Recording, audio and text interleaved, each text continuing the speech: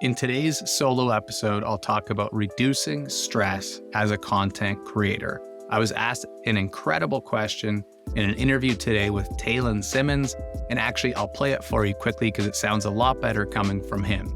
Well, I would ask you what are the healthiest ways that you find to cope with stress? But that's maybe because that's my current problem, and I'm so problem focused. I'm what is one way to drastically reduce my mental weight?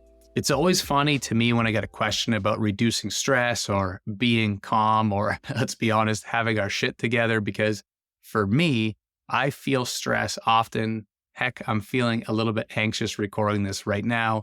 A lot of times I struggled with anxiety, suicidal ideation, and every so often depression when things got really bad. I've been really lucky to not have a lot of that in the last 15 years. Definitely the precursors to anxiety started to creep in, but they fade away before it becomes full-blown panic. But the point that I want to make, the real punchline of all of this, is that suffering is what connects us as human beings. So it's normal. And that may be the only punchline that you need.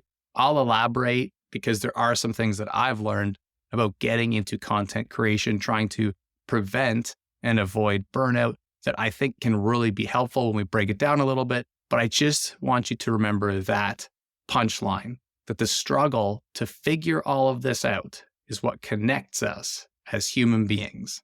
Now, most, if not all people who become creators are going to feel stress at some point. And there are 7 main things that bring that stress on: balancing projects, comparing ourselves to others, over-identifying with our work, meeting tight, unrealistic deadlines, measuring things that are beyond our control, dealing with negative feedback, criticism, aka haters, or competing to build ourselves up instead of living in abundance. The good news is that I've personally made steady progress in this area, and I know you can too. The research and the expertise is behind us. It is possible to live a lower stress life in the creator economy. If we are able to focus on self-compassion, we can set the goals that we want to set. We can focus on generosity instead of what's in it for me.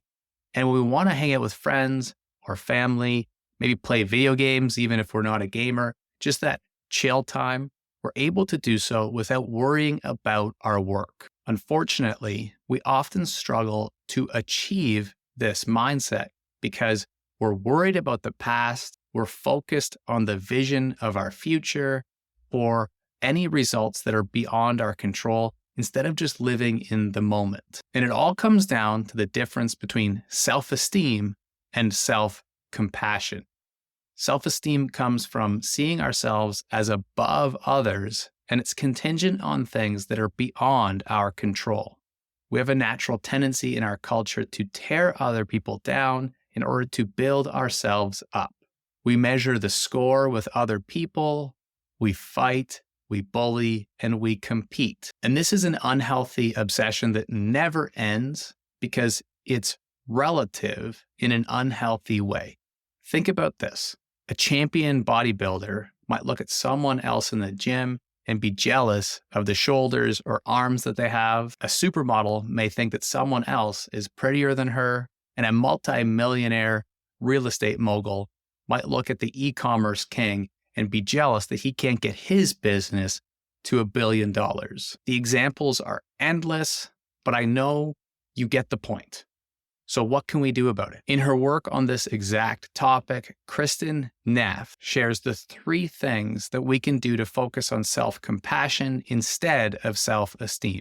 1, we can practice mindfulness. Being aware of your own feelings and thoughts without judging them allows you to approach situations more calmly and less reactive. 2, we can recognize our common humanity. Basically, what I was saying earlier is that this is what connects us. We shouldn't feel isolated in this battle. Suffering, grief, pain, struggle, and the need for these things is part of the human experience. And then the 3rd thing is being kind to yourself. Treat yourself as you would a close friend or an athlete you're coaching. Instead of criticism, engage in kindness encouragement, and forgiveness. This creates a space for social, emotional safety, which counteracts the negative thoughts that we talked about earlier. Warren Buffett was quoted as saying that anything we are serious about being successful in life should fall into one of the 5 things that we spend almost all of our time doing. I think that's great advice, but assuming we take care of ourselves, our family, our friends, we're only really left with 2 other spaces that can be priorities. Picture yourself juggling these balls for everything you do in life, the glass ones being the important ones of self-care, family, friends, and the bouncy ones being all of the tasks, projects, responsibilities, and expectations that you're juggling. The more balls that we have in the air at any given time, the higher the risk of overwhelm, dropping some of them, and that, whether we notice it or not, leads to a lot of stress. The reason I say whether we notice it or not is that a lot of times the body is what will tell the score first, and we don't get to see that on a day-to-day basis. We took a family trip last summer, hopped in the van, went down to a cottage on Lake Michigan. Sitting by the beach, the book that I read throughout that week was Essentialism by McKeown, and in that book, he gives us a blueprint for figuring out what are our priorities in life and how do we make sure that those are what we focus on each day. And there are 3 main things that he talks about to not spread ourselves too thin. He says that we should discern the essential from the non-essential. Not everything we give our attention to is essential for fulfilling life. The first step in essentialism is to figure out what truly matters to you personally and professionally. This can involve saying no to many good opportunities in order to say yes to the few exceptional ones. The second step is then to eliminate the non-essentials. Once you've identified what truly matters, the next step is to eliminate everything else that draws away from your time and energy. Declutter your schedule, commitments, communications, and even your mind to create room for more meaningful engagement. And the third step, create a routine for what is essential. It's not enough to just identify and then eliminate non-essentials. We must create a systematic routine to make sure that the essentials are fully integrated. Whether it's carving out time to spend with family or setting aside focused time to do deep creative work, the goal is to make the practice of the essential a mandatory aspect of our schedule. The creator economy offers a lot of benefits and upside, but the downside is stress. We can learn a ton from Kristin Neff's 3 key points on self-compassion and figuring out our own essentialism, like McKeown shared, with those 3 steps to deciding what's a priority in your life. But I also wanted to share 9 quick things that you could do today in order to reduce that stress and feel a little more free as a creator. The first is getting clarity. Prioritize your tasks and projects based on what aligns most closely with your long-term goals and values. Build your pyramid base. Are you doing everything you can to optimize your relationships, nutrition, sleep, exercise, spirituality, mental, and physical health? Set boundaries.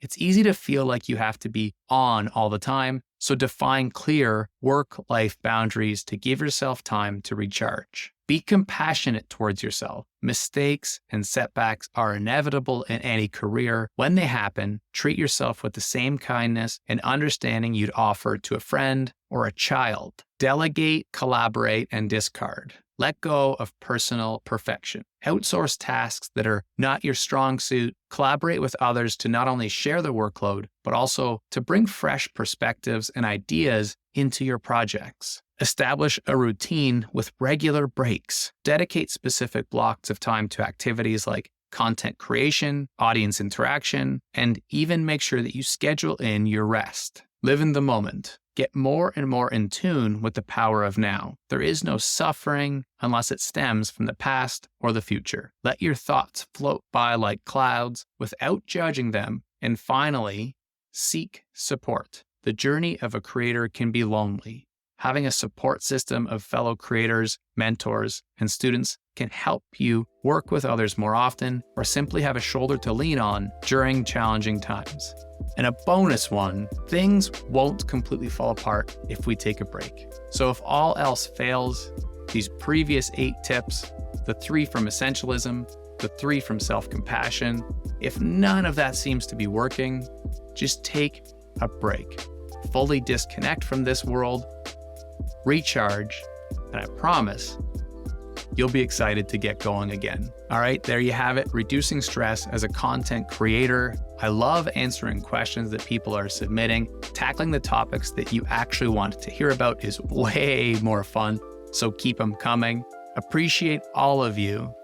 Until the next episode, all the best. And remember, just keep learning.